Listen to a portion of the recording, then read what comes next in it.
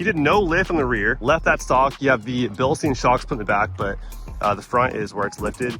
There's a whole new coilover up here with the Bilstein and the ready lift upper control arm, and the lift is about just under 3, like 2 3/4 of lift. 35 12.5 inch wide on 18 inch Nitto ridge grappler, KMC IMS 0 offset, and that's how we're sitting. Looking good. We're back here at Coast Wheel and Tire here in Costa Mesa. I was here recently to get the new wheels put onto my Tundra, and then Hugo talked me into doing 37, so we got 37s now as well. But when I got the new wheels put on, I got the 0 offset. Came back for the plus 25 offset. They're also going to fix my alignment, because when I had the lift kit put on before, not here, ever since then, the alignment was off. As you guys can see, it's like this, right? Oop, unzoom. It's like that. So we have too much camber. And then also we're getting the new lift, wheels, and tires put on Tim's new Ram Bighorn. It's gonna be a good day, man. Fun day. But there's no tint on it though. So am I like, is this a new trend I'm starting, I guess? Yeah, lift before tint. That's the way we're doing it now. That's a good old Bubba setup right there, man. Why didn't you go with the 25 inch lift? I don't want to parachute down out of my truck.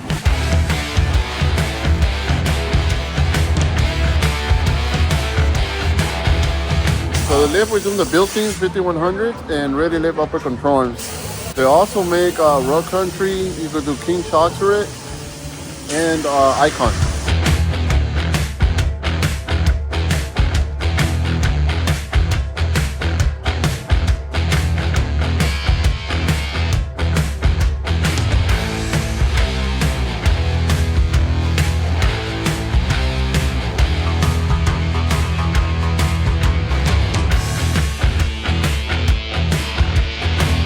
Big smile on his face. Oh, here we go.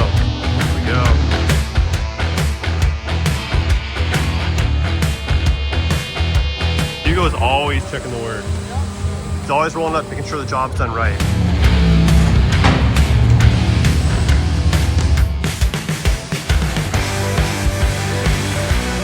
Oh, look at that, wrapping up your old tires for you. You need that because there's no full service. No bed liner in there, man.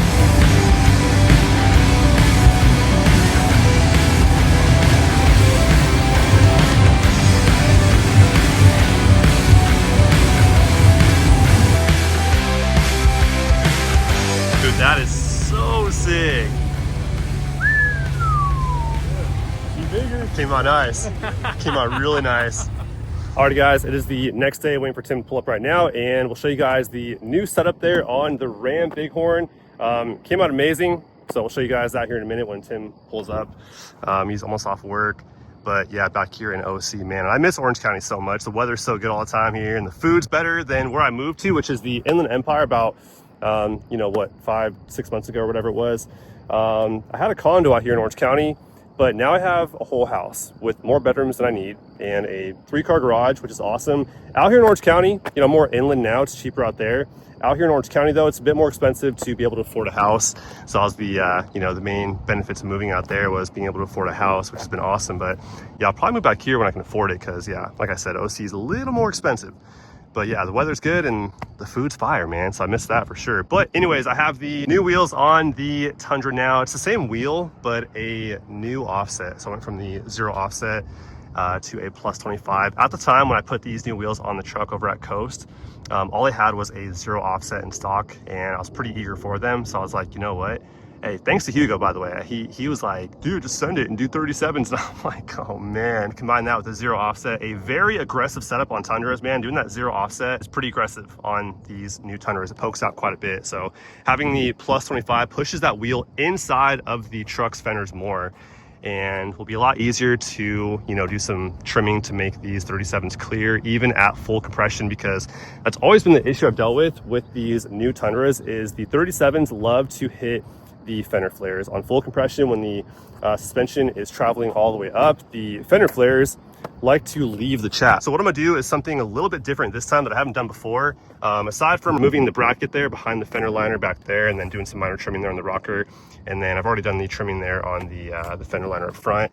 I got to still cut the that little air dam still, but what I'm gonna do now on this truck is trim the fender flare right there a little bit back towards the face of the fender flare, and that should be a lot better for us, because full mag Tundra, Isaiah, he on his Tundra, he had 37s and a 0 offset, and he made it work with trimming that fender flare back. But yeah, man, having the alignment be done properly now is a world of difference. This thing drives like a whole new freaking truck, dude. Now we have the proper camber specs and all that good stuff, the proper toe and all that. Now we have a nice, you know, flat bottom there on the tire to the ground. And if you look at the sidewall, it's nice and even from top to bottom, right? And then same for the toe specs, which means you don't have the wheels pointing inward or pointing outward. So we have a lot less resistance when they're done properly. Imagine having too much camber as compared to where it should be. You have your wheel kind of on its tippy toes. The tire is like on its corners, and it drove like crap compared to what it is now. It's so much better now driving it around. It feels more grounded. It's going to be just an overall better driving experience having it done right, which it wasn't done right before. So yeah, huge shout out to Coast Wheel and Tire for getting the alignment done right. From what I see over there also, Hugo is always literally behind his team, making sure that the job is done right. Always the second set of eyes, making sure that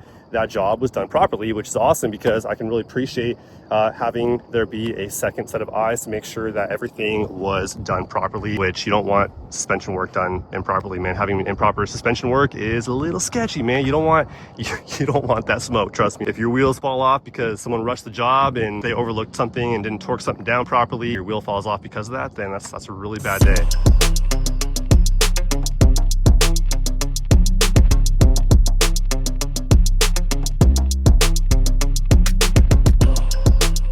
Tim got the 35 12.5 on 18-inch Nitto Ridge Grapplers and the KMC IMS is in that two-tone black with the 0 offset. Man, does it look freaking good. The Ridge Grapplers are a very aggressive looking tire, but they ride really smooth, right? Very smooth. Yeah, they ride really nice. I love the sidewall on them. They have a super knobby sidewall to them. You guys can see the way the treads, the side lugs come down off the top there. So these KMC IMSs, the two-tone black, you have the shiny black ring and then the satin black face on it. And I love the way it matches the whole midnight package on this truck because the whole truck's blacked out and he has the matte black finish on the badging.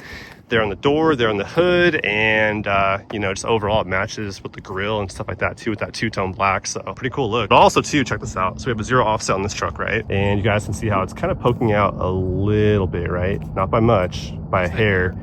And then over here, a plus 25 is a very, very similar poke. So, you know, plus 25, that's about an inch difference. And that's how it sits on the Tundra compared to a 0 on the Ram. So yeah, much wider track here on the Tundras and Tacomas.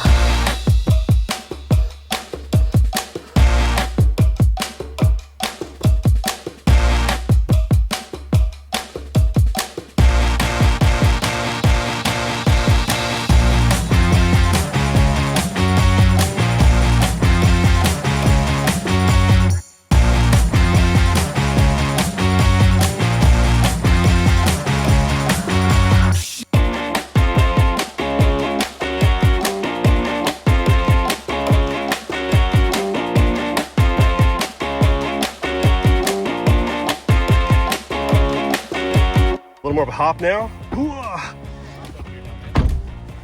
little taller. Grab the handle, man.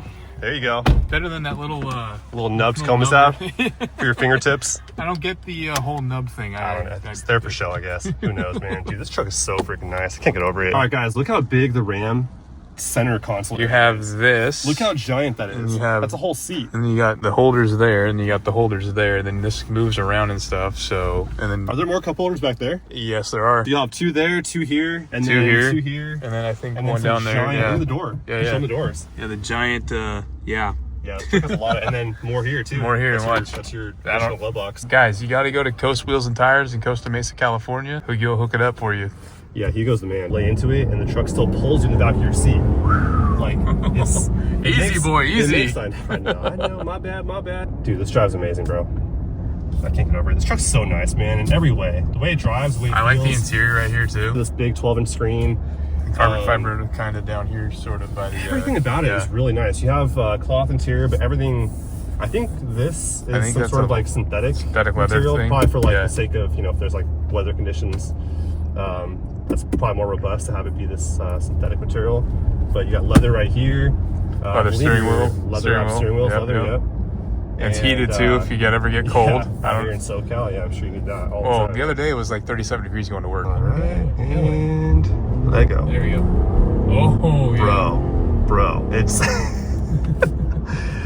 oh, the power's so good on this truck. I'm all the way sucked back in the seat. Guys, if you guys are knocking the twin turbo, the inline six, which no one really seems to be doing on the forums is where I'm at, YouTube channels, everyone's in the comments, everyone loves their inline six. But if you are against it, man, drive it, it'll change your mind. And if you want your navigation powered by TomTom, there you go. that's a throwback for the 90s babies. If y'all know, y'all know. I know I talk about the interior a lot on these Ram trucks, but it's just you guys have to get into one and feel everything, feel how solid everything is. I mean, nothing feels cheap. Everything on the interior, from the handle, the way that feels, everything feels super stout. But anyways, guys, setup looks freaking amazing, man. I mean, it looks so good, but it drives like it did brand new. Honestly, you can barely even tell. So he did no lift on the rear, left that stock. You have the Bilstein shocks put in the back, but the front is where it's lifted. There's a whole new coilover up here with the Bilstein and the ready lift upper control arm. And the lift is about just under 3, like 2 3/4, 35, 12.5 inch wide on 18 inch Nitto Ridge Grappler with the KMC IMS 0 offset. And that's how we're sitting. Looking good. I'm not sure if it's the ground that we're sitting on right now or what, but it seems a lot lower in the rear. You want to hop in and pull it forward? We'll see if that changes here. If he pulls it forward, probably will a little bit. I think it's just uneven ground, but let's see. First time in the dirt for me? I don't know, man. I think it's a little higher in the front. Yeah. A little bit. Yeah. So I forgot to mention in the video that the Bilstein coilovers are actually adjustable that are put into Tim's Ram here. So there's no lift in the rear, just Bilstein shocks. But the Bilstein coilover up front is adjustable. So if you guys do, haul heavy stuff in the back of the truck or you tow and you want some room for that sag, then you guys can have the coilovers adjusted up front from Bilstein to be not as much of lift as you see right here in the video. So my personal preference, I think that looks better than having front rake. And Tim doesn't tow or haul anything heavy, so for him, it don't really matter having it be lower in the rear. Hemi versus Hurricane. No way. No freaking way. There you go. Yeah, that's it. Yeah, that's barely touching that. And then go all the way right. Oh yeah, barely misses that. Okay, so pry tool. Pry tool, here we go. See if that comes off with just the pry tool. Here we go. Turn the wheel left. Okay, hold it there. Right there, just trim that plastic from like right here straight across. And then get that metal piece just kind of cut off. That's all you gotta do to get the air dam off. It's a bunch of bolts. If I had to guess, maybe like 20 of them. There's a little nut on top, which is a 10 mil. So all we do is take our ratcheting end wrench and then just get them one by one. All right, say hi to the folks. Hello. I think we're good to go. Perfectano.